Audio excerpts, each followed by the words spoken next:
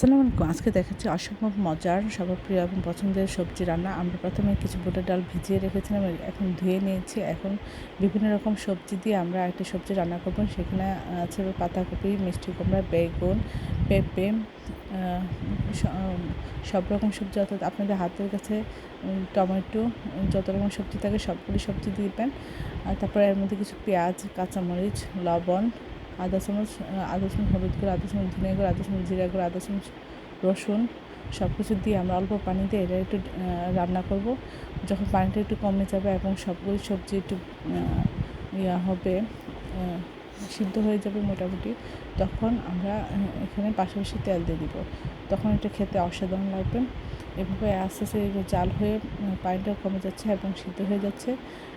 সব এইটাই আপনারা খেয়াল করবেন যেন সব কিছু মোটামুটি সিদ্ধ হয়ে যায়। তখন আমরা এখানে তেল দিয়ে দেবো। এটা খেতে অসম্ভব মজা হয়। আমরা তেলের মধ্যে পেঁয়াজ দিলাম, দিয়ে কিছুটা ভাজার পরে এখানে 2-3 চামচ রসুন ছেঁচা দিলাম, দিয়ে আমরা সব কিছু ভেজে এর মধ্যে ঢেলে দিব। আর এর মধ্যে আমরা আধা চামচ দিলাম পাঁচফোড়নটা দিলে এর টেস্ট এবং ফ্লেভারটা খুব সুন্দর আসে।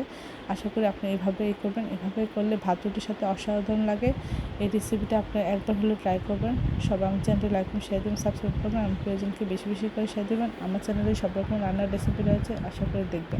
আসসালামু আলাইকুম। আজকে দেখাচ্ছি দারুণ মজার সবজির চচ্চড়ি। আমরা এর জন্য 2 পিস মাছ নিয়ে এর মধ্যে সামান্য একটু লবণ, হলুদ গুঁড়া, মরিচ গুঁড়া দিয়ে মাখিয়ে এটা ভেজে উঠিয়ে নিয়েছি। তারপরে এনে কিছু সবজি সবজি ডাঁটা শাক, তারপর হচ্ছে বেগুন, পটল, সিম, আলু, আরও বিভিন্ন ধরনের সবজি আমরা চিকন করে কেটে নিয়েছি। এর মধ্যে আধা চামচ আদা বাটা, আধা চামচ রসুন বাটা, আধা চামচ হলুদ গুঁড়া, আধা চামচ লবণ, 1 চামচ ধনে গুঁড়া, 1 চামচ জিরা গুঁড়া, পরিমাণ মতো পেঁয়াজ এবং কাঁচামরিচ, আর এখানে আধা কাপের মতো রান্নার রেগুলার তেল, সব কিছু দিয়ে আমরা এভাবে খুব সুন্দর করে মাখিয়ে নিয়েছি।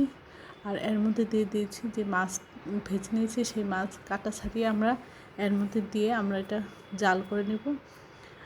এভাবে প্রথমে একটু পানি থাকবে, তারপরে যখন সিদ্ধ হয়ে পানিটা কমে যাবে, মাখা মাখা হবে, সব কিছু ঠিক থাকবে, তখন আমরা এটা নামিয়ে পরিবেশন করব। এটা অসাধারণ লাগে। আশা করি এই রেসিপিটা আপনারা একবার হলেও ট্রাই করবেন। সবাই আমার চ্যানেলটি লাইক করুন, শেয়ার দেবেন, সাবস্ক্রাইব করবেন, প্রিয়জনকে বেশি বেশি করে শেয়ার দেবেন। আমার চ্যানেলে সব রকম রান্নার রেসিপি রয়েছে।